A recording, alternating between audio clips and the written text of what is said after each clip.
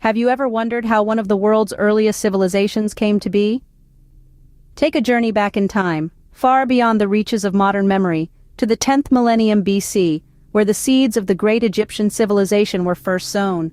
This was a time when the ancient world was taking its first tentative steps towards sophistication, and in the fertile lands by the Nile, a society was beginning to bloom. The Neolithic era, or the New Stone Age, was a pivotal period in human history. It was during this time that our ancestors transitioned from nomadic hunter-gatherers to settled agriculturalists. In Egypt, this shift was marked by the development of farming practices that harnessed the life-giving powers of the Nile. As people settled, they began to build, and from these humble beginnings, a centralized society emerged. Picture a time when the vast desert was punctuated by thriving settlements, each buzzing with the activities of daily life. Fields of crops stretched as far as the eye could see, fed by the ebb and flow of the great river. The Nile was the lifeblood of this burgeoning civilization, providing both sustenance and a means of transportation, connecting communities and facilitating trade. As the centuries rolled on, these individual communities began to unite under a single banner. Around 3150 BC, a monumental event occurred, the unification of Upper and Lower Egypt. This significant milestone marked the birth of one of history's most iconic civilizations. A single kingdom was formed, a kingdom that would leave an indelible mark on the annals of time, a kingdom whose legacy still echoes in our world today. This marked the beginning of what we know as the Old Kingdom period. The Old Kingdom period, a time of prosperity and architectural marvels. This era, spanning from around 2700 to 2200 BCE, was a golden age of sorts for ancient Egypt. The Old Kingdom is often referred to as the Age of the Pyramids, and for good reason. It was during this time that the majority of the iconic pyramids we associate with Egypt were constructed, including the Great Pyramid of Giza.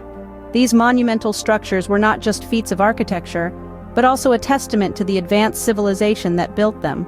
The Old Kingdom saw significant advancements in technology, art, and culture. This was a period of strong central government, and the pharaohs of this era were able to harness the resources of a unified Egypt to fund their ambitious projects. But the Old Kingdom was not just about pyramids. It was also an era of significant development in literature, art, and science. The Egyptians of the Old Kingdom laid the groundwork for the rich and complex civilization that would continue to evolve long after their time. This era of prosperity eventually gave way to the Middle Kingdom. The Middle Kingdom brought stability, but the New Kingdom brought power. In the era of the Middle Kingdom, which spanned from around 21st century to 17th century BC, Egypt experienced a period of remarkable stability and prosperity. This was a time when the country was politically unified, bringing an end to a phase of internal strife and chaos. The Middle Kingdom was marked by a resurgence in art, literature, and architecture, reflecting the tranquility of the period. It was during this time that the concept of a co-regency, where an aging pharaoh would share power with his intended successor, was introduced. This practice ensured a seamless transition of power, contributing to the stability of the kingdom. But even as the Middle Kingdom was a period of calm and prosperity, it was also a time of preparation. The Egyptians were consolidating their power, strengthening their military, and expanding their borders. This set the stage for the emergence of the New Kingdom, a time when Egypt would rise to become a leading international power. The New Kingdom, spanning from the 16th century to the 11th century BC, marked the zenith of Egypt's power and influence. It was during this era that some of the most iconic pharaohs, including Tutankhamun, Ramses II, and Queen Hatshepsut, ruled the land. The New Kingdom saw Egypt expand its territories, establishing an empire that stretched from Nubia in the south to Syria in the north. The wealth and power amassed during this period allowed for monumental achievements in architecture, most notably the construction of the Valley of the Kings and the temples of Karnak and Luxor. But with great power comes great attention, and Egypt's rise as an international power did not go unnoticed. The wealth and resources of the kingdom were coveted by foreign empires, setting the stage for future conflicts and invasions. However, this power attracted the attention of foreign empires. Egypt's glory caught the eyes of the Achaemenid Empire. This mighty Persian force set its sights on the land of the Nile in the 6th century BC. The Achaemenids, led by their ambitious rulers, launched a successful conquest, casting a shadow over Egypt's sovereignty. But the resilient Egyptians did not succumb without a fight. A flicker of hope ignited as native rule was briefly restored. The Egyptians, in an audacious display of defiance, attempted to reclaim their land. However, the Persian Leviathan was not to be denied. The Achaemenids, relentless and resolute, struck back, reconquering Egypt and extinguishing the brief flame of independence. The 31st dynasty of Egypt, a short-lived province of the Achaemenid Empire, was established. This period was a testament to the ebb and flow of power dynamics and the resilience of a civilization in the face of adversity. This marked the end of an era for Egypt. The once mighty kingdom was now under the rule of a foreign empire, setting the stage for a new chapter in its sprawling history. From the hands of Alexander the Great to the reign of the Ottomans. The ebb and flow of Egyptian rule took a significant turn in 332 BC, when the audacious Alexander the Great, known for his expansive conquests, seized control. This marked the start of a new chapter in Egyptian history, the establishment of the Ptolemaic kingdom.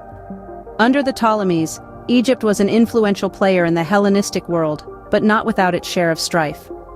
The kingdom was plagued by rebellions and wars, a constant tug of power that eventually led to its annexation by the Roman Empire.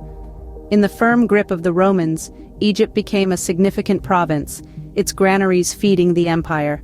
However, the winds of change were yet to cease. By the 7th century AD, a new force had emerged that would forever change the cultural and religious landscape of Egypt: the Muslim conquest. This marked the end of Byzantine authority and the beginning of Islamic Egypt. A new era had dawned, one that brought with it significant architectural, cultural, and scientific advancements. The roller coaster of Egyptian history continued to ascend and descend, with the Ottomans stepping onto the scene in 1517.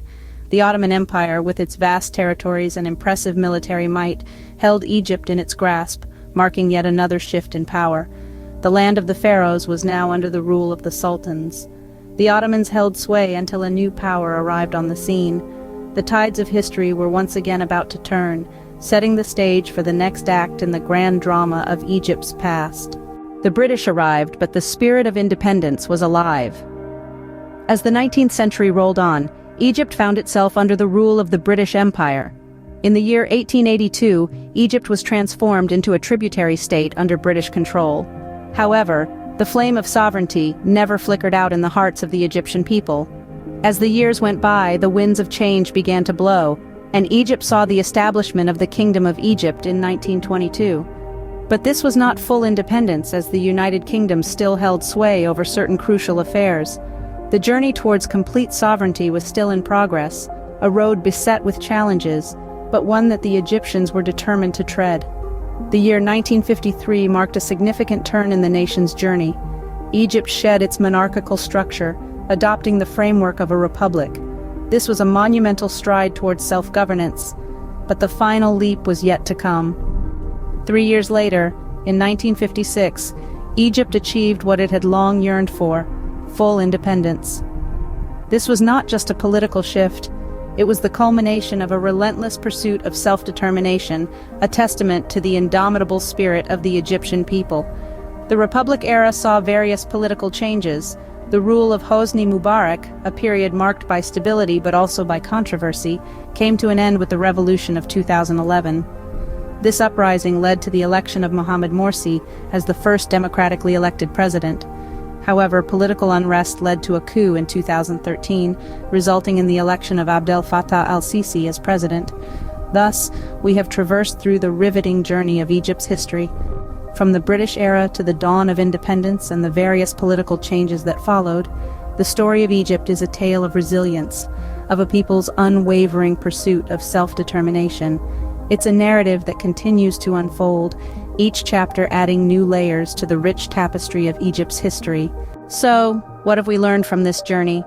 We've traveled through epics, from the dawn of civilization along the fertile Nile to the bustling metropolis of modern Cairo.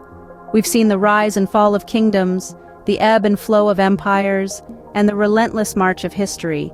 Through it all, the Egyptian civilization has demonstrated remarkable resilience and adaptability. From the ancient pyramids to the modern republic, Egypt has continuously reinvented itself while retaining its unique identity. Indeed, the history of Egypt is a tale of resilience, adaptability, and the indomitable spirit of its people.